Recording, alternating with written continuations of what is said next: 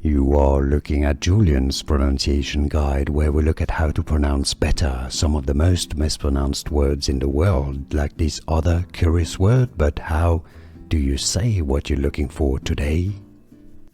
Let's learn how to pronounce this name once and for all correctly and clarify the pronunciation. If you want to learn more confusing names, including from science, make sure to stay tuned. This is a Gaussian unit. It's pronounced in English as Oersted. I believe it's named after a Danish chemist. The Danish pronunciation Oersted, and therefore in English Oersted. Easy, Oersted, English pronunciation, and now you know. Here are more videos on how to pronounce more confusing words and names too many mispronounced. Like this video if you found it useful. I appreciate your support. I'll see you soon, and thanks for watching.